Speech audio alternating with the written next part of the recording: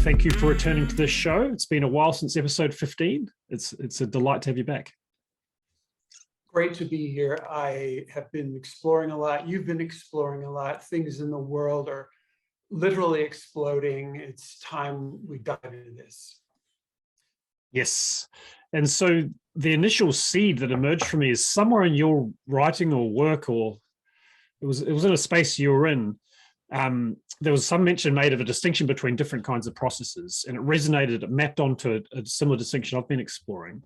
And it was between processes that are kind of dead on arrival in the sense that they're master planned, they're held so rigidly, and there's an agenda, and it's all dictated, and so the space and the process is dead, and it just creates more of the same. Then there's processes that are random and haphazard, that are kind of all over the map and flailing about, kind of grasping here, grasping there, don't have any coherence to them. And then both of those are distinct from processes that have an aliveness to them. They have a coherence. They're very much about kind of supporting the emergence of new form, new possibilities, new steps from what's real. So there's a real organic sense, almost a birthing sense. And these are the kinds of processes that I'm passionately interested in, and I've been exploring for a long time in the realm of permaculture, and to some degree working with organizations and businesses and stuff. And then more recently on a personal level, which is, and a lot of that work I've been doing has been supported by your own work. And yet there's this common thread of what does it mean to be in these kinds of processes.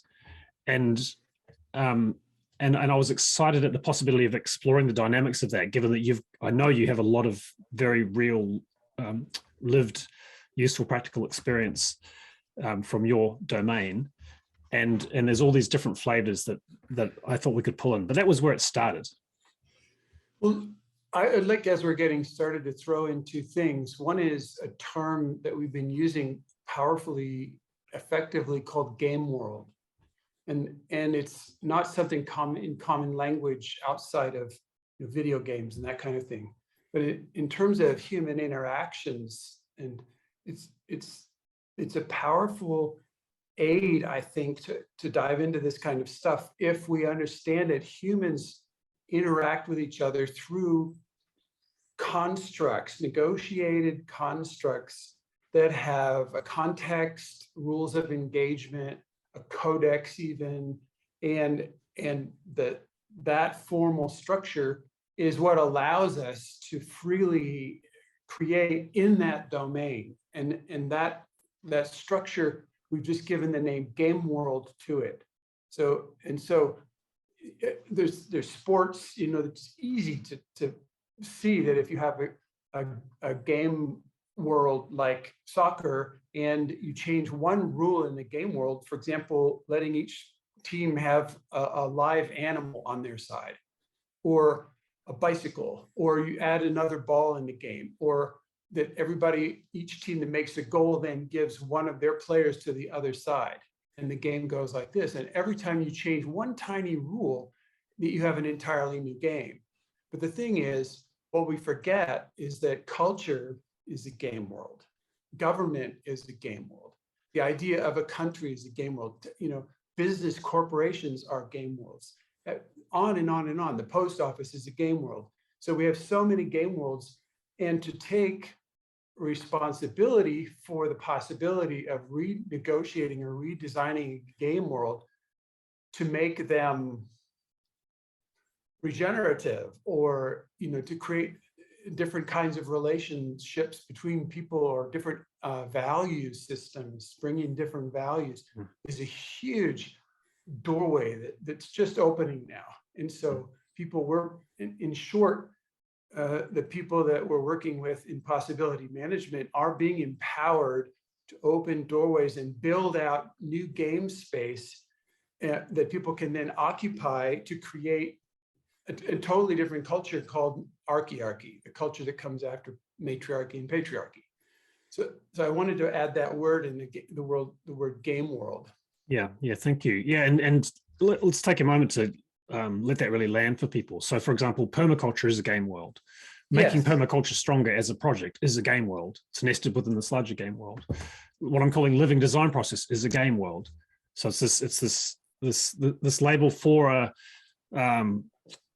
what you're saying. It's like a set of rules of engagement. There's certain parameters. There's certain you could say a game world has its own rituals, taboos. All these kinds of things apply, and Exactly. and then you talked about this transition or this difference between the game world of you could almost say the meta game world of modern culture, and then the space in which people are exploring new game worlds in the space of regeneration and so on. So yeah, thanks for bringing that in as part of the context of exploring different kinds of processes.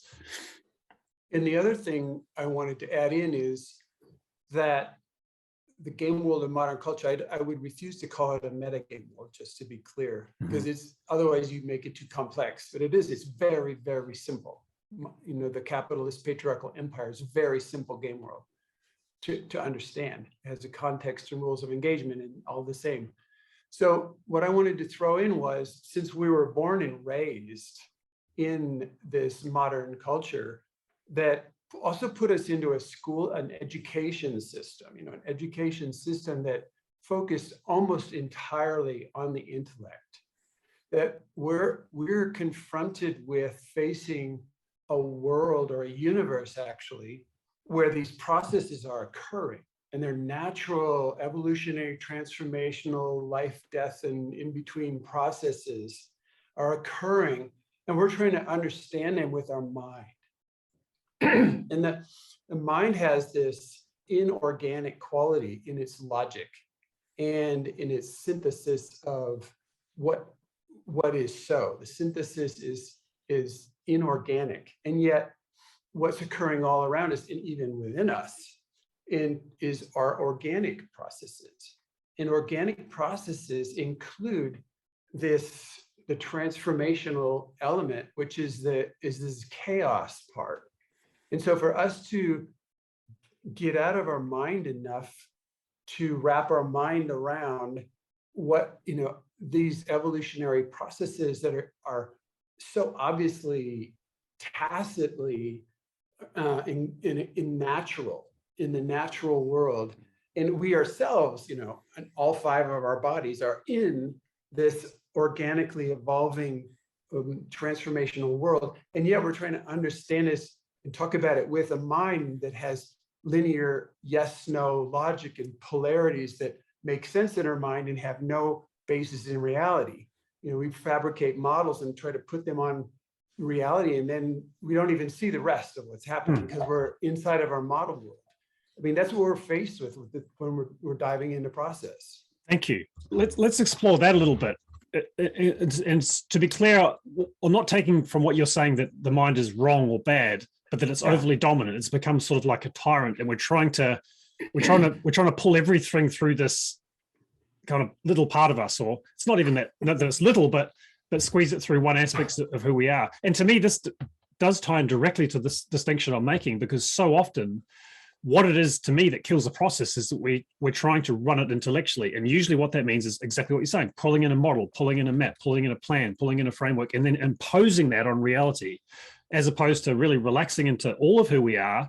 You touched on our 5 bodies, so maybe we should mention those, but relaxing into all of who we are and letting life and reality happen through us. And that's when emergent happens. And I would love to bring this focus to the reality of the chaos that is unfolding and ramping up all around the world as well. And I'll just throw in there also, as you spoke of chaos, I was realizing that often, because we're so culturally so unfamiliar with processes that are alive, that we tend to go into one of these other 2 processes. Either we try and master plan it, and often what that means is in modern culture is the state comes in with, here's the solution, here are the steps out of this, or we go into the more chaos, random, haphazard, let's try this, let's try this, let's try that situation, missing out on this 3rd path. I want to throw in 2 more things, which is traditionally, both in education, in business, in government, in almost every organization that I can think of that's promoted by modern culture, the the power structure is designed as a hierarchy. And so the hierarchical power structure is it's like this, the idea of army intelligence being self-contradictory, because thinking that a top-down intelligent, follow the orders, command and control organization is going to optimize intelligence is just foolhardy. So okay, and we're so unfamiliar with coming to sit in a circle with nothing in the middle and navigating a circular power structure called a torus, and unleashing group intelligence through torus technology as a meeting technology is so unfamiliar to us. And yet that's where the genius of chaos can be utilized, is when there's this free form, constantly moving, breathing in and out, living torus organizational chart, an organizational system that can handle that kind of aliveness. That's where chaos starts making, it's a fuel. That's where the source is. The source is the chaos. The source is the nothing. The source is the void. And that's so contradictory to the hierarchical power system that we're all familiar with from the church and school and government and military and everything. Mm-hmm. I have noticing a slight fear of we're bringing in so many exciting and powerful distinctions that I'd love to play with what we've got so far. I've added one more. Okay, yeah, okay. This is it. Okay, get as many as you want in, and then we're gonna back up and we're gonna use them to go into this conversation. Love it. Okay, so good. So look, we've just been researching this, but it's like, here you have a system.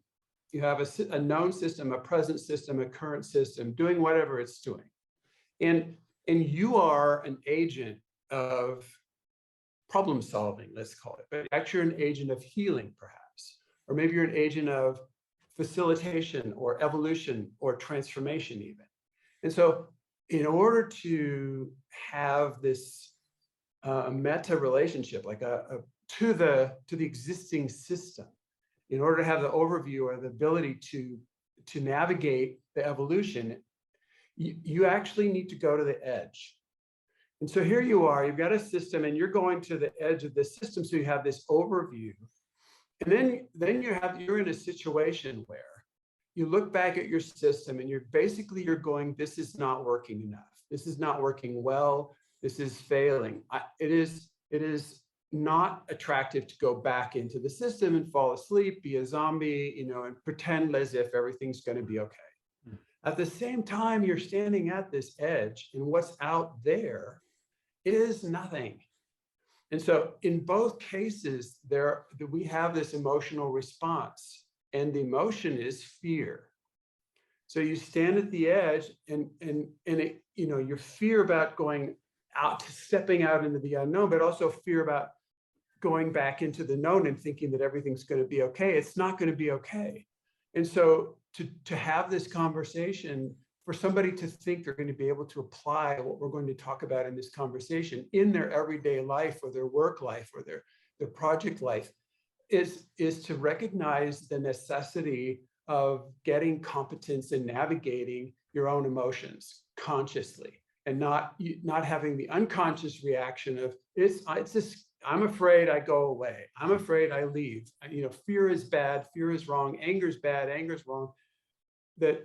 Without internally navigating, making conscious feelings your home, and then using that as a resource, you will be non-functional in the service of the evolution of the process. Yeah. Thank you for saying that, and that's so deeply resonates, and I appreciate, in my experience, how foundational conscious feelings work is to possibility management. Such an important part of it. And I also felt, along with that fear I mentioned, the sadness as you were speaking, realizing how true that edge situation is of my relationship to permaculture, and even to making permaculture stronger now. It's like, I'm working in permaculture and certain things are working and it's known and there's colleagues and there's it's a game world with, it's comfortable, it's nice. And then there's aspects of it that I realize are too deeply infused by modern culture and things that don't work for me in the way that the processes aren't alive as they could be. So you're out on the edge here and it's scary. Like, do you take off by yourself, or how do you navigate that? Oh, how about we go back around, because there's a few flavors that I really like to hone in on.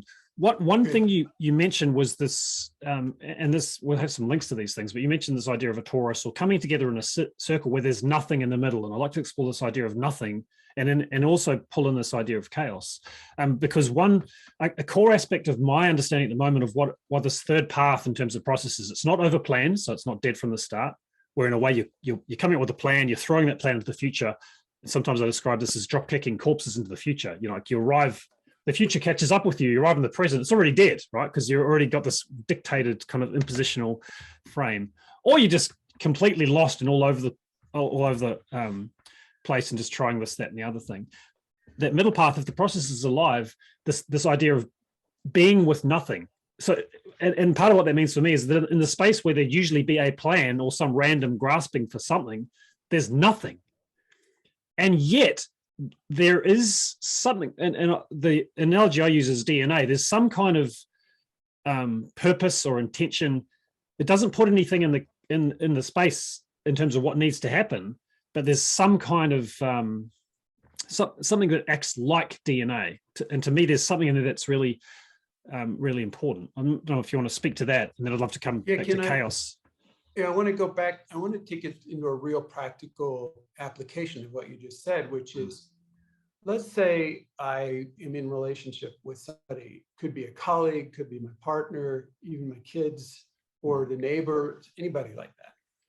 And then what's coming up is a tension between us, which is, the tension is coming out of the DNA, is what I would say. So the DNA has a structure, a plan, or an idea, a picture of what is or how things are or what has to be. So my partner has this position, or is defending a way things are right now, or say, for example, and I have a different orientation towards what should happen now. So we have this tension between us of two realities kind of conflicting with each other. This applies everywhere. This is really so applicable. And so here we are, and essentially our training and the models that were shown in the world are, the only option is to fight. So now we're going to see who has most power, who's got the biggest weapons, who has the most evil, dark side, who can undermine, sabotage and call in a newspaper or forces of gossip and intrigue and et cetera, assassins, whatever you want to, however, to whatever degree you want to look at this, fight is the answer. And there's this whole other possibility if chaos has become your friend, and that is to take your own self, your own position, your own view of things, your needs, the way things have always been, or and take your position into breakdown. Take yourself into breakdown. And this is such a scary thing to do, because you lose your position, you lose your power, you lose your even a solid base to stand on, your argument, your reasoning. You're taking that entire thing into what I call a liquid state, a state where there isn't anything solid anymore, and be okay with it. Like, you take yourself into this liquid state. Who is that other person going to fight with? The war is over. And the thing is, you haven't lost because you're the mage. You're the one who can, take yourself into this seemingly problematical, non-existent state of being fluid and being, but what you've shifted the game is, instead of having a position, you've shifted it into a kind of relationality, a kind of a possibility space. And so all of a sudden there's things that you were blocking because of your rigid, or I was blocking because of my rigid position, are now options that I did not have to choose from before. And I can put them on the table. What about this? And try this. I'm going to try, move over here, try this, go like this. So there's this whole thing of taking yourself out of a solid state into a gaseous state or a liquid state or a light state or some state that doesn't have this positionality. And you're taking yourself into the chaos, like into this nothingness that you're talking about. You just drop into the nothingness, and so the war's over. But then all of a sudden, many new possibilities are possible. Yeah. It's like what you're saying lands for me more generally too. It's outside of navigating a conflict and transforming that with a person. Also, when I'm in process with a landscape or a group and we're navigating in some direction or another, that it's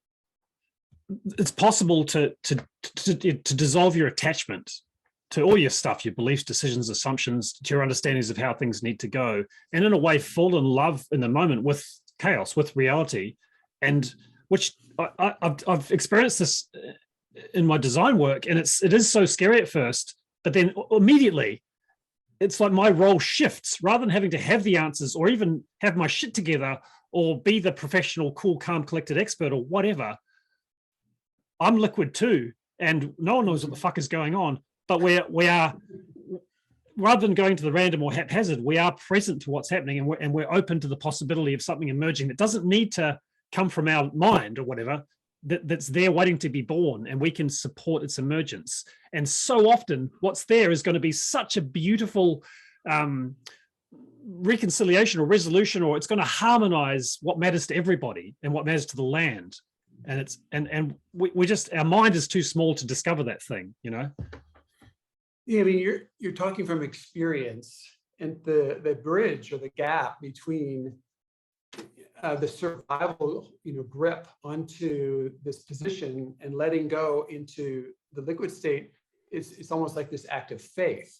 And so you have to try it in small ways. And I wanted to suggest a small way for people to try this, which has to do with messaging.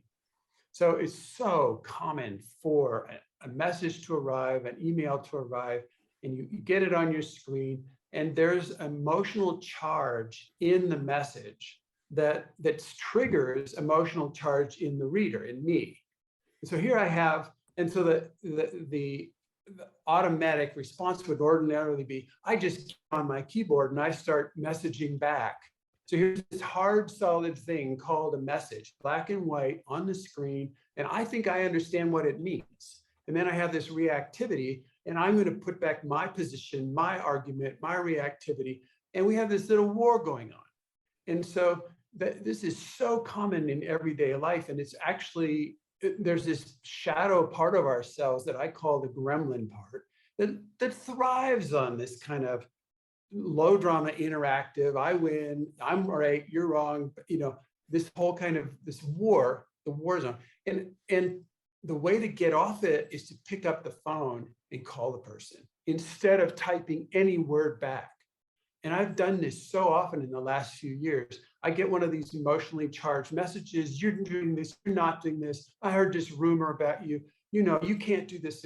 And I just pick up the phone. I don't even write back anything. And I'll say, hi, hello. And it's a completely different domain of fluidity, and there's no more positionality. It's like the whole messaging game world is just vaporized into human collaboration. Because most of the people I message, I love them, and they love me. But there's this subtle, game world going on. I'm like, I want to kill you, and it's like, no, let's not play this game. So I just want to offer that as a really powerful example of taking yourself into the nothingness. Yeah, that's great. As you're talking, what was coming up for me is my own personal experience, and I want to invite others into this as well, because so many of us have had this. So your partner, your loved one, right? You love each other, and this is it's not even an email or messaging thing. You're together in a space, and you're in a design process, and you're deciding about, I don't know, whether bath's going to go in the new bathroom or whether you plant this there or there, right? How familiar is it that what Clinton's talking about unconsciously starts to unfold? Well, I think would be silly to put an apple tree there because, I don't know, they lose their leaves in winter and want privacy or whatever. I've got some good reason. and the other person is saying, well, I just really love the idea of an apple tree, and you go into, it might be sometimes quite subtle, and it doesn't seem high stakes, but it's still this unconscious kind of battle when something else is possible in that moment, and it's possible to deepen the conversation. And I'm almost embarrassed. I still notice this, particularly when there's someone with really strong opinions coming in. I feel this resistance. We're in the moment, and if I can reset and catch myself, hey, this is a person who cares enough about me in this situation to be contributing what they see as valuable. How do I just not be attached and realize that we still, in these cases, I still get to make a decision later or whatever, if I need to console myself with that. But invite that energy in, let it in, and let's like you're saying, shift into the space of, rather than burning the tension by directing at each other, like use it creatively to move somewhere and to harness and access beautiful outcomes. We're so hammered into the idea of there being an answer or a right answer or a finished answer. And this kind of a construct in our mind takes us out of the process, like you said. So any of the things that take us into an answer or a finished product or like a final thing, it kills it, it petrifies it, changes it into stone, and then it crystallizes it, and then we're no longer fluid. We're in the imagination that the process is not happening. Yeah. And then I just heard there was this 7.2 Richter scale earthquake in Fukushima. It just happened. And okay, so in my world, Fukushima already had a 9 point whatever earthquake, and that should be it. Should be over. That's the end of the earthquakes for Fukushima. But then I'm in this fantasy world that is rigid. It's ended. It's like the story has ended, but in fact it has not. Things continue to evolve, and the forces of evolution are massive. They are far bigger than our little fantasy worlds. And so it leads us into naivete and feelings of betrayal and all kinds of revenge, trying to guard or protect or guard against any kind of further evolutions. Whereas the orientation towards kind of the whole everything, multidimensional processes happening ongoingly, and us becoming surfers, surfers in this evolutionary flow is a totally different orientation than I have this answer, we've accomplished this plan, check, and that was the right, and this is wrong, and that kind of thing, that world. Those are two different worlds, and one of them prevails, and the one that prevails is the one that's based on chaos and evolution. So the whole idea of is not, like you said, it's not making thinking bad or wrong. It's not making logic the enemy, but it's a kind of, an expansion into a more practical use of chaos, the rules of chaos, so to speak. And how does chaos work? How do we negotiate that? Yeah. I as you're speaking there, I remember that phrase, nature bats last, in the sense that in the end, evolution and chaos win. And it also had a very specific example come up too as you were speaking, and so clear to me that when I started in the game world of permaculture, and I was orchestrating or being hired as a design expert, I would be very attached to the way the process is, not just I'm creating a plan. This is what's going to happen. This is where you're going to put the apple tree in the pond in the house and so on. But while the process was unfolding, I'd be very attached to where we ought to be. So right now we ought to be observing, no design, for example. And a lot of people have heard their teachers drum this into them. Observe first, don't design. Observe the people, get clear on what their goals are, tick, and then observe the place, tick, and so on and so forth.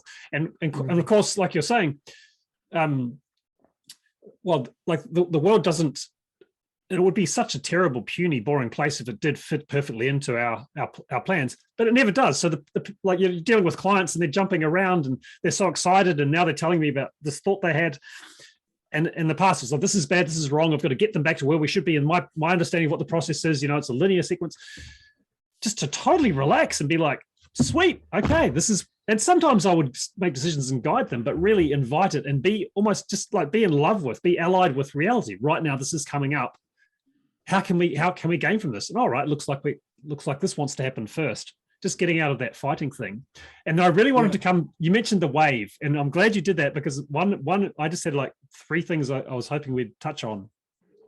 I heard from your mouth some weeks ago in a different space, a phrase saying something like, you can't surf on the wave you saw last week, which I love, right? And then since then, with our mutual friend James Andrews, we evolved it a bit, and when we're using it, where it's you can't surf on the wave you saw last week. You can't surf on the wave that is going to arrive a week from now, and you are always and everywhere on a wave, which is just so powerful. It's like we spend so much time, like in imaginary kind of actual but reliving past waves, or an imaginary future waves that may or may not ever happen, and you're already on a wave right now. What would it mean to pay attention to that? And that's what we're talking about. And to me, we're talking about the possibility of not just noticing that you're already on a wave always. What would it mean to surf on that wave right now, right here?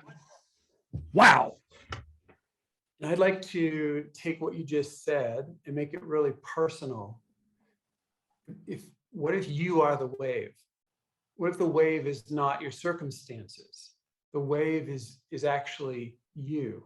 And the illusion that we've been given that is so, I think, harmful in terms of our experience or our ecstasy about being a human being is this thing called this linear life plan, where you get born and then you go to school, and you go to school for these 14 years or whatever it is, or you try to extend it and do graduate school and get some degrees so you don't have to go out in the world. But eventually you kind of maybe go out in the world, and then you have to get a job, and then there's this point in there somewhere around 18 years old where the government, the game world of the culture, of modern culture, says you're an adult. You are now an adult. You're 18 years old. You can drive, you can smoke, you can drink, you can vote, okay? And pay taxes. And we're going to follow you. We're going to harry you because we've got your number. We know what properties you own. We know what's in your bank accounts. We're going to track you down so that you pay your taxes until you retire and die in an old people's home. Okay. So, and this is this linear life plan, and we buy it. We haven't seen, it's been marketed to us unconsciously everywhere, television, advertising, everywhere. And so this, I think it's a really harmful piece of thoughtware to adopt, that I am now an adult.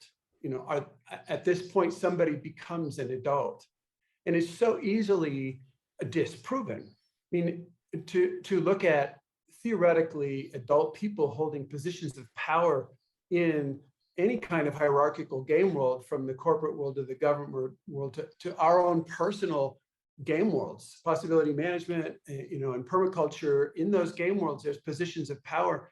And are people actually behaving as adults in those positions of power? Are they taking child level responsibility, adult level responsibility, or radical levels of responsibility? And the thing that has really been helping me the most about that is to see this whole thing of a path. And the path is this evolutionary process, step by step, this process, step, and it does not end. There's no top end in this path. And so there's no really way to give you a blue belt, a green belt, a brown belt, a black belt. Where are you on the path? How many black belts do you have? Where are you on the path? Oh God, you're the master, you're the servant, that you're higher priority, high status, low status. The whole path thing has no position out. It's you're either on the path or you're not on the path, is the way. It's like you're either trying to hold on to everything and keep it rigid and to understand and to know, have it be known. I've got life handled. I am where I am, and I'm whatever. I have this much money in the bank. I own this many properties. I've had this many wives, whatever the thing is. And or you're in this path that's way bigger than you, far bigger than the little mind can understand. And it's like you're surfing the wave, and the wave is you. The wave is the path. And it's, okay, what's happening right now? What's the next step right now? Because you can't take another step on the path except what's right in front of you. It's exactly the same. You can only surf the wave you're on, and you're the wave. Okay, where do we learn self-wave surfing technologies? Where that's inside of us, what's possible for us right now? What's in the way? What can we create? What's blocking us? What's our opportunity? What's confusing us? These are the really powerful evolutionary path process game world technologies, and this turns me on. This makes me wake up in the morning and just start exploring, because I don't have to go anywhere. It's right there, and just like you wake up in the morning and go, it's right there. It's happening right now. I have to say, that is my kind of question. It was something like, how do we learn to surf the self wave we already are, or something like that? Yeah, and like I really get what you're saying there too. It's like, oh my God, it's right. That is who I am every moment, and what's possible right now. And that's been a process for me. In a way, it was initially arm's length. It's like, oh, I can bring the design processes I'm helping steward more alive. And then, oh, hang on, I can bring the business I'm part of more alive, or support that conversation, and organizations I'm supporting, and so on. And it's like, hang on a second, what about me? Like, what would it mean for me to embody that stuff in the moment? And I fully acknowledge that I'm on a path, and it really resonates for me too. On a lot of levels, that thing about adulthood. Like I had this realization some years back. It was inside the permaculture game world, where people were being handed these trophies to honor their eldership in permaculture. But the criteria to get one of those trophies was that you were old. So like you're saying, it was just like you reached a certain age and boom, you're an elder. It's like, I was like, no, fuck that. Like, to be an elder carries certain responsibilities. There has to be some kind of wisdom, some kind of protection of boundaries that matter to the game, or whatever it is. Yeah. I'm just going to say, so don't forget what you were going to say though. No, I made a few notes. It's so confusing, because we have this concept called success, there's fame and prestige and all that, but success is this main factor. And if you have to be successful, then because you're at this stage of life or whatever, you have to be successful, then you start gripping onto this stuff, and then falling into, taking yourself into breakdown for the next evolutionary step is the opposite. It looks like the opposite of success. So there's this conceptual conflict between evolution, which is gonna, like, I was just counting the other day. I've been completely bankrupt 3 times in my life. At least 3 times in my life. Completely, like, there's no basis for any possibility of a future success. It's just been like game over. And then it's like, okay, be there, surf that wave. There are times in waves when you just get ground into the sand. It's just like, and you don't know if you're going to come up for air in time, or what kind of shark's going to bite off what part of your anatomy, or what's going to happen out there. You just really don't know. And I look at the plants, I look at the birds, I look at the animals, and they're all in this.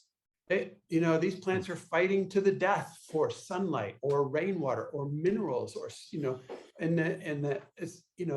a mouse turns around and he's eaten by a bird, and a bird turns around and he's eaten by a cat, and a cat turns around and he's eaten by a dog, or I don't know. It's this kind of this evolution goes on, and so to try to avoid that with rigidity and solid ended answers, it takes us out of the joy of surfing. It takes us out of life. And so, yeah. Thank you. Yeah, I want to acknowledge too that the beautiful ways in which the aspects of ecologies cooperate also, along with the fighting. And yeah, one thing that was coming up for me was this idea of taking more responsibility. You made a distinction between child level responsibility, adult level, and then even beyond that, radical responsibility. And I know we touched on that a little bit in episode 15, this idea of responsibility. But I was sitting with that as a permaculture designer. Like, what does it mean to be a permaculture designer? And often this idea of success is caught up with that. Oh, well, I've done a permaculture design certificate course. I've had 10 professional jobs. I've got a portfolio. I'm a permaculture designer. I'm making money. I'm a successful permaculture designer. But what it means to let that idea go. And I've been there, right? I've totally been there. And move more into this idea of being on a path of evolution and consciously growing capacity. Because I was there and I was stagnating. I was successful by every measure I was aware of, and I just wasn't going anywhere. And the processes weren't that alive. The clients were happy because they didn't know any better, but there's this enormous potential for growth. And that's, I realize as you're saying, that's a huge part of the passion I've been bringing to making permaculture stronger. Really, that's what my heart yearns for, is this context where people are coming together in communities of practice and really supporting each other to evolve and grow their capacity and take more responsibility, literally in the moment, for the processes they're helping steward. Because at the beginning, and I still get this today, people say, oh, look, Dan, I'm trying to apply this living design process stuff, but the council regulations and the clients don't get it, and list of excuses or whatever. And the energy of it is that I can't take responsibility for the life of this process because there's all these things that make it too hard, which is a total cop-out, right? Because it's like, well, that's all reality. That's part of what's happening. You can still take responsibility for doing what's possible here and bringing. And I want to pick up on that next step idea too, like taking the step toward life, because often it's back into this black-white thing. Either the process is alive or it's dead. It's like, no, it doesn't work like that. It's a continuum. And right now, where you are, what's the step that heads you, towards life, towards evolution, towards emergence, rather than sort of giving up and because knowing that the natural flow of the river right now in modern culture is not in that direction, you're going to get swept back. And either it's kind of a one or the other thing. And I want to throw into the conversation this idea of the mage interface, which you've talked about. And I had a little line from one of your sites which says the mage interface is where practical potential meets an accurate assessment of current reality. And I just love that. I think it's so powerful, and realized how important it is to my design work, but also experienced it in a lot of these spaces, more personal transformation spaces that I've been in with you and other colleagues. So I want to throw that into the mix, because this idea of the interface between what's really possible, not in theory, but really possible, and what's really here right now. And then how do we, and that, to me, that's where the best next step is born, is at that edge, at the interface. So I'm suggesting, we're researching this right now, and I'm suggesting that each one of us every day is oftentimes at this interface between the practical potential and this accurate assessment of current reality. Like, we are at this potential, and then what comes up, this thing for almost everybody, is this huge fear of taking action, of speaking, of putting your hand up and saying, I have an idea, or what if we do this, or I don't want to do this, or whatever, to actually speak out. And that fear of taking action in that point is so massive. And we've been trained that fear is such a bad negative feeling, that if you have fear, we're going to give you drugs for your brain. And if it doesn't stop, we're going to put you in a mental institution. We are so programmed and terrified of having the fear that we deny the fear. And as soon as we deny the fear, we're denying the impulse to take action. And so we've been encouraging people to do this, a totally counterintuitive practice, which is each time you have the fear of speaking out, of standing up, of being seen, every time you have the fear of being seen, it is indicating you have a contribution to make. The fear is coming from the thing that you have something to say or something to offer. And so the practice is, when you notice your fear of speaking out, showing up, standing up, making an offer, you put your hand up and say, I have an offer. I have a proposal. And you don't even know what it is, because all you know is that you're afraid to be seen. And so you're using the signal. You're using this signal of this fear of being seen, fear of making a mistake, fear of criticism or judgment. You use the fear as the thing that puts your hand up and moves your mouth, says, I have a contribution. I have some, and you don't know what it is. All you know is you're terrified. But your practice is that fear would not be there unless I did have something to say. And you say the fear first, and that clears the playing field for the thing to come out. And this thing is so fabulous to do every day. It's a daily kind of, it's not once in a lifetime or once in a project or something. It is an ongoing thing that happens in all these different dimensions of, what to order for lunch, who to call, what to say to your kid, how to invite your partner to an interesting moment of intimacy, like all of this. It all comes out with, you just put your hand up. That's all you do. And then you start talking. I feel scared. I have something to say. You don't even say that I feel scared anymore. Your hand is that. I have something to contribute here. I have a proposal. I have something to offer. And you don't even know what it is. It's fabulous. So I really hope people try this. It's a fantastic thing to do. Totally. It puts you in the flow. It puts you on the wave where you are. Yeah, fully. And I want to come interface. Yeah. Not this mage interface. Yeah. Yeah. And I want to come back to that point we kind of whisked over earlier too, and this is another comment that resonated with something you'd written somewhere in your various, there's a lot of different places where you've written stuff, but it was something like, don't fool yourself. Doesn't matter how many courses you've been to, how many, how much self-development you've done or whatever. If you are not able to consciously notice your feelings and emotions right now and use them and publicly speak to them in the moment, then you're fooling yourself. Everything else is, and just to really acknowledge that. And it's early days for me, but the power of inviting conscious feelings. And I just had a lovely conversation with Brown Bellencourt about this with regard to permaculture and how critical that is in terms of contributing life to the process. And then, particularly this thing of fear, how that plays into this interface and that thing that if you do have an accurate assessment of current reality and you do have a real sense of what's practically possible right now, fear is, it's there. It's part of the mix. And I wanted to tell you too that you talked about put your hand up or say, I've got something to say, because what happens is a secondary fear comes in, right? It's like, I'm feeling afraid that this process has just taken a wrong turn or that there's something is being missed. Mm-hmm. There's that fear. Then the secondary fear is like, I don't know what to say about it. I don't know what to. So well, one step at a time, put your hand up, cross that bridge first or say, I've got something to say. You don't know what it is yet. Right. But that fear is dealt with now. Now you can move to the next fear, which is what the hell am I going to say? But you've already committed. And I want to tell you that every 6 weeks there's a thing called the Making Permaculture Stronger Developmental Community. Lovely group, there's about 10 of us or whatever. We come together to practice and explore evolving each other's capacity to hold more living processes. And I've been bringing in some of the stuff I've been learning from working with you and other people in possibility management. And so last time we said, okay, enough theory, because we the pattern had been, we come and we talk about what a living process is, and then you go away and apply it in your life. So, and more, I'm like, well, it's this kind of prove it thing. You're into living process, prove it. What would that look and feel like now? Like right, not in 10 minutes, not in 5 minutes, now. And so we did a thing. Initially, I kind of tricked people in a way. I said, okay, in 2 minutes, I'm going to ask you to name a color. And then I spoke about some other stuff. And I said, now what color? What's your color? And no one said their color. And I said, now review the past 2 minutes. When did you choose the color? And they're like, as soon as you told us we were going to, So 2 minutes in the past, they'd chosen the color. It's like, good, I've got my color. I know Dan's going to ask me. And when he asks me, I'm going to say this color. And I said, that's not so different from having a plan, that you're going to impose in the future from a dead process, right?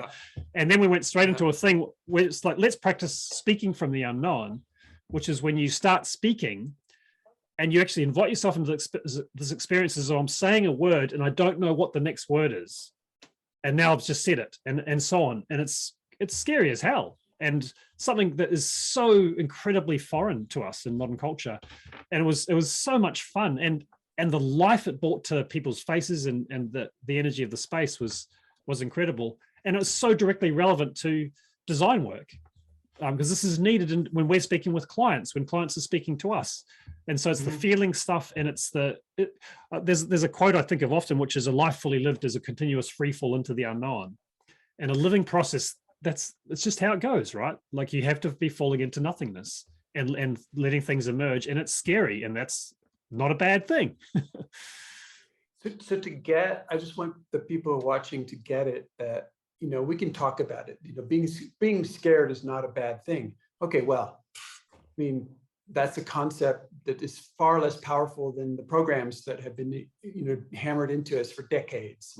And this little idea of, okay, yeah, I'm going to be afraid now, and it's going to be okay. So there's really teams around the world right now that most people don't know about, called, for example, Fear Club, fearclub.org, and also rageclub.org. And if people want to, are you ready to start taking the next step where you are right now with regards to fear, for example, then just get into a fear club and just do that. And there's the other thing is, oftentimes, for example, different people have different mechanisms, but what I first notice oftentimes is anger. Like I'm afraid of the refrigerator. I mean, angry about the refrigerator noise out in the next room. I'm angry about it. Okay, why am I angry about it? Well, I'm actually angry about the noise in the refrigerator because I'm afraid it will lower the quality of the background noise in our conversation. And so oftentimes the superficial anger, the anger that's on the top, indicates a fear that's going on behind. But if it's not okay to feel angry, you'll never find the fear. So that's why we even recommend doing Rage Club before Fear Club. And so it's like a 4-week or 8-week online, once a week thing with exercise. And you would never do these exercises, these practices like you're talking about, on your own. You need friends to do it with you, who hold space for you and are with you, and you can talk about it and go, God, this is horrible, or this is amazing, whatever, I discovered this, or I didn't get how to do this, can you give me some coaching? Like all that stuff. But the Fear Club and the Rage Club online stuff is changing people's capability in visceral ways. Every week, people come back on and they're different people, and it's fantastic because they're applying it in these everyday situations that you're talking about. Yeah. So I just wanted to let people know that was possible. Yeah, thank you. Yeah, I have in the works plenty of collaboration with Brianne Bellencourt, and also separately Christine Derschner from Germany, bringing this stuff and making it more accessible in a permaculture context. Mm-hmm. And I want to share actually the story from the field. Is I run these online courses on holistic decision making, which is another game world that I'm stewarding. And in the last couple of sessions, we talked about how, well, because the first practice is called articulate what matters to you, how your life, want your life to be. So just get clear on what you care about, what your values are, and there's a bunch of different ways you can get there. And one of the ways is to think about it for a long time. It can take, and you think about it, and you come up with a statement and evolve it and so on. And then I got across another way is to feel some feelings and see what happens, and modeled it right there and there. So just like, I feel angry, and see what comes. Yeah. And you'll say something, and that'll be something you care about. It's usually a boundary that's been violated or whatever. And then say, right now in my life, I feel afraid about blah, blah, blah. I feel sad about, I feel joy about. And in 2 minutes, you've just got this amazing head start on these core value statements that would have taken you weeks if you'd relied. And the thing is, your mind will have never really got there. Christopher Alexander, I think this is probably the most repeated quote on this show, but hell with it, I like the quote. The intellect is too crude of a net to catch the whole. And so if you're interested in wholeness and holistic, whole-oriented work and process and living and so on, you need feeling, and not just feeling. You referred at the start to these 5 bodies. So one of them is the intellectual body. One of them is the emotional body with the feelings. Another one is the physical body with its sensations. Another one is the energetic body with its ability to get in resonance and kind of energetically sense the way forward. You need the lot. And the 5th list is the archetypal body that we're so designed for and so uneducated about. So just wanted to add that in. Yeah, thank you. I'm thinking of this capacity to pull the rug out from under the rigidity or the conviction, the beliefs, the adamant defensiveness about what we know or control or understand, like and to elegantly and with sophistication, like completely pull the rug out from under that construct, this mimetic construct that we depend so much on. And then, like you said, you're going into this free fall. And the joy of improvisation comes out. That's the place where you can improvise, because the limitations are fewer. It has to work. Obviously, if you improvise in a way that doesn't work, it does not entertain, it does not produce results, it does not, open up a new connection, a new relationship, a new universe to explore together. So the improvisation needs to work, and that's just skill. This is just try to imagine, birds with their wings clipped, or birds in a cage, or birds that are tied to the ground can't fly. Well, we're those birds. We have had our wings clipped, we're tied to the ground, and we're in a cage. How are we supposed to fly? How are we supposed to learn to fly? And so we need these spaces where we can practice this kind of stuff.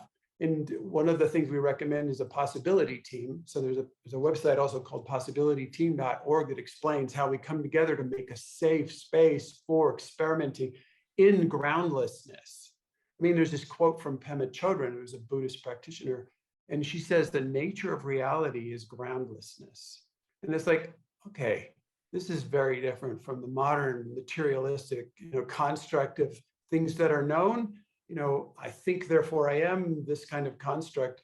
And she's saying the nature of reality is groundlessness. Well, okay, well, that's a different viewpoint. And to explore that, it brings you into process. If it's groundless, then it's going to be moving. If it's groundless, there's this really amazing piece of art that I've taken to heart. It's a simple 2-frame comic strip. And the first one is titled 3 Men Falling into a Bottomless Pit. And you see the first guy is biting his nails, and the other guy's scraping down the wall, and the other guy's just completely catatonic in this fetal position, just freaking out, screaming, dropping into this bottomless pit, forever dropping. And the next frame of the comic is same men 6 months later. And you see these guys, they just got used to the sensation of having no bottom. And so one's sitting in a beautiful meditation position, and another one is kind of, filing his nails, and the other one is flying around, like this, totally enjoying the possibility of being in this free-falling space, because that could not happen when you're stuck in this cage again, and you have the solid ground. So I love that it just takes some time to get used to. It's a different set of skills, and if the nature of reality is groundlessness, then every time we try to hammer things down into a solid reality, we're not in reality. Mm-hmm. We're in a fantasy fictional intellectual world that things are set like that. And the playfulness that's brought to life in the less rigid construct is ecstatic. And I've known you for not so long, but ever since I met you, you've had access to the groundless possibility, because you've been essentially, your relationship to life is essentially ecstatic, even in the worst of times, even in the times when quote unquote bad things are happening, or nothing is happening, or whatever. There's this ecstasy of discovery and evolution and exploration. And so I would encourage people to do this experiment of each day finding a time where like you make an energetic space for yourself that does not have a bottom on it, that there aren't any rules. The rules don't apply in this space anymore. Or this force of, oh, I have to make enough money to live. I have to be a nice person or a good boy, or I have to fit these constraints. They just don't apply in this space. And give yourself 20 minutes or a half hour of not knowing, of discovering, like you said, who are you? Like, what is it? What is it that's actually going on with you that does not constrain itself to fit external pressures or structures that seem to exist or seem to be so imperative, but to take yourself into breakdown. And like you said, if you lay on your bed and you just start crying for some reason, or you just start pounding the mattress and really just screaming out loud or freaking out, let this fear come to the hair on your back, your neck, and warn your neighbors or your the people in your household. You say, I'm just gonna going to my groundless state for a little while. I'll be fine. It'll be a little noisy, but I'll be fine. And after the second or third time, the kids will come around. And the first time you tell them this, I'm going to go in my room and do this groundless state, they'll freak out a little bit. But the second time you do it, they'll have their friends over, and the friend, they tell, shh, my dad's just going to go into this groundless state, shh, and then you start shouting and screaming. And the third time you do it, after you come out, your son will come up to you and go, Dad, I'm going to go in my room. I'm going to go into my groundless state. It's going to be loud, but don't worry about me. I'll be there for 3 minutes, and then I'll be back out again. And then they'll do it themselves. And so you just open up a whole new world for relating and for really play, like high level fun. Mm-hmm. Yeah. These are all wild and crazy experiments that I've been experiencing, and same with the children too. But that's been a big revelation. Just feelings are where it's at. Feel them, and we all have access to them, and they're not this random kind of annoying bad thing. They're this ridiculously powerful source of accurate information and energy. And the team thing too. I'm part of one of these possibility teams, which is it's an idea. Any group of people can get a sense of what it means to be in a team like this and do it. It's not about a course or whatever at all. I'm in one of these, and it's amazing to be in a space weekly where it's about being real and alive with each other right now, and everything is stripped away. It doesn't matter that I'm blah blah blah, I've got a podcast, or it doesn't matter that whatever qualifications, what I was yesterday or what I might be tomorrow is irrelevant. It's like we're all being the waves we are right now, and calling each other out too, and supporting each other to be more in contact with what's real. And in a way, like what that is about is living the idea, or for me is about living the idea of living process in the moment and making it more of a normal, just not kind of normalizing it. And I'm really grateful for this work and these opportunities. And I'm not an expert in permaculture, except that permaculture has this outer aspect and this inner aspect. And a lot of the original permaculture research, the name permaculture derived from experiments, as I understand, in external applications of permaculture principles in working with the natural world. And so there's it's a shift into this whole permaculture viewpoint where even if you have the skills in outer permaculture, your inner life could be rigid and crystallized, and you might have a successful garden and amazing squash growing and beans and all that. But if your inner world is tied up in these knots, and you have this suppression and repression and this revenge thoughts in your mind and these voices, and if you have that kind of stuff going on, it's not very rewarding. Even the big squash is not rewarding enough to complement or like complete the inner lack of freedom of flow and evolution. So the outer permaculture combined with this inner culture makes this whole permaculture. And I wanted to just bring us back to using chaos, like acknowledging an inner chaos that I think is present in all of us, and is as a resource rather than something to be afraid of. And so many people that I've met in different processes have a fear of this void inside of us. Like there's this emptiness. And sometimes, for example, you'll find yourself opening the refrigerator, standing in front of the refrigerator, and you don't know why you're standing in front of the refrigerator. But you do know that nothing in the refrigerator is going to help you fill this void, because the sense is, the void is wrong, it's bad, I need to fill it with something. A lot of times people will find some partner and expect the partner to fill the void in them. It's this, I don't know, fantasy world of true love or something where your partner has to be the one to fill all your needs or all your unmet needs or this emptiness, to fill this emptiness. And so the shift that is possible is for you to address the void and like turn around in yourself in inner permaculture And you face the void and you go, hello, void. I am so glad you're there. I feel so glad you are there, because inside of me, then I have a source of nothingness. And the thing is, if you don't have nothingness, how can you need nothingness to create something. You need, like, so often you go into a thing, and if you can't create nothing out of something, then you can't create something out of nothing. So you need the nothingness before you can create something.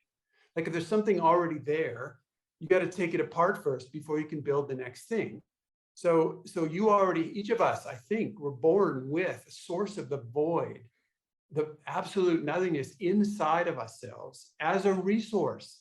And you can change your relationship to that thing, instead of just being afraid of it, or I don't know what to do with this, or I'm broken, I have this emptiness. Instead go, well, I am so glad I have inside of me this open nothingness. And sometimes it's small, and sometimes it's really big in different people, but it's there. And you go, this is my resource. I can reach in there basically and pull stuff out. It's like one of these magic hats, you reach in, you just pull something out. So you can reach into this nothingness inside of you, pull it out. And that's one of the things you can do each day, is reach into there, just pull out something that you can use. And just, if the first thing comes out and you can't use it, just reach in and pull out the next thing, and pull out the next thing until you get, because it's infinite. What's bigger, nothing or everything? What's bigger, this nothingness, the void, or everything? And if you start checking that out, you have this question, well, if the nothingness is not bigger, where would the everything fit? So the nothingness is actually bigger than everything. And so if that's your friend, if you have some of that inside of you, you've got access to so much more than just the little stuff you know about in your mind. And so this is where to go with this mage interface and this inner permaculture, is to discover this resource that you have inside of yourself and use it as part of your inner design work. Thank you. This is an edge for me. So, and let me know. I'd be delighted to hear of people's experiments. Who knows? You might just have started transforming your relationship with the inner void. And I wanted to just kind of share one way that makes sense to me. Not that it necessarily needs to, but I distinguish between cases where you're in a design process with a landscape or organization or yourself, whatever. And often we can fall into a pattern of tweaking what exists, which is shifting something. So we're turning something into another thing. Whereas often when the processes are most alive for me, there is this sense of I need some sort of contact with nothingness, with falling into the unknown, in order to let whole new somethings emerge that in a way, often the experience is the pre-existing something sort of just dissolve and fall away and become fertilizer. So that's one way it kind of shows up for me. And I wanted to, towards closing, I really wanted to grasp this chaos, this concept of chaos too, in the sense that in the processes that are most alive for me, it's almost like the process is about getting so in touch with what's real, all the different forces at play that are really there. And many of those, the reality that many of those are already in tension and conflict with each other. And then letting one of those forces be what's practically possible, in terms of what would it mean for this landscape and these people to be in the game of evolution and expressing their potential.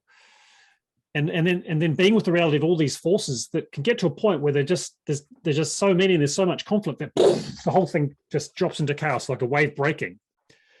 And at first, when you even get a hint that's going to happen, you freak out. Well, I did. This is not good. I'm not being paid to drive this thing into chaos. Like, that would be the worst possible outcome. But then you go through it and you realize on the other side of chaos, that's where the beauty and the life and the wholeness is. That it's almost like new growth is possible. And wow, it's scary as hell and incredible. And almost like kind of required or necessary or inevitable or something like that. Like another thing to shift one's relationship with, for me anyway. A lot of times it helps to tell people when you're about to do that or when you're noticing it happen, you say, we are entering the phoenix process. And you have a name for it. People get the idea of the phoenix the phoenix burning and falling into ash, and then perhaps something comes out of the ashes again. And so if you have a name for it, and you are professional, you're a professional phoenix process facilitator, you take things into this chaos and into the breakdown, and then you wait. Then you have to do this waiting thing, because there's no guarantee actually that something's going to come out. That's what's so damn scary. Yeah. But something will come out of it, sideways, or I don't know. Then the water can wash the ash away, and you have fresh land, or who knows what's going to happen. But this thing about creating something out of something else is I use the word creativity for that. It's just creativity. You take the ribbons and wrap it around the paper, and you hang that on the wall, and you have this creativity sort of thing. But when you have nothingness, and you reach into the void inside of you, you just reach in and pull out something out of nothing. This is creation. And the experience of creation is so identical to the experience of being in love. So if you like being in love, start creation. It's different from creativity, because creativity starts with something, creation starts with nothing. And then that's an exercise, the practice, that's where to go. And of course, you need the nothingness, and then you just phoenix the thing. Just take it into chaos, and hold the space of possibility, and out of that will come something, probably. The property I'm sitting on, this is my parents' property, 7 acres of river flat, and about 4 years ago, a flood that was unprecedented in modern times came through, and Mum and Dad's life fell into chaos, and it was really scary. It felt like it really could break them, and a lot of possessions, all the damage and all that. And what's come out of that chaos is just extraordinary. And not just the fact that the whole landscape was fertilized and the trees were like, yes, and just exploded the plant life, but also the clearing out of so much of what Mum and Dad were attached to in terms of possessions and all that, and even their ideas about how life was going to be here and what mattered and all that. It was just totally transformed. And so what's happening here now is a really powerful manifestation example of this phoenixing. Yeah, I just think the watchers, people with us can look back in their own lives and find probably a few of those times that have happened to them in the past. And look, here they are listening to Dan Palmer's, podcast, and being ecstatic and being with you. And it didn't turn out all so bad afterwards, So it's a great reference point to, okay, let's phoenix this thing. Let's take it into chaos and see what we can do next. Mm-hmm. Thank you, Clinton. I was feeling joy as you were speaking then to realize that my experience of this conversation, it certainly wasn't planned. and in my sense, it wasn't totally random and haphazard. I did feel a theme and a revisiting and echoes and so on. So I'm so grateful. I love being able to drop into the unknown of these conversations, right? And yes, I was hoping we'd mention a wave.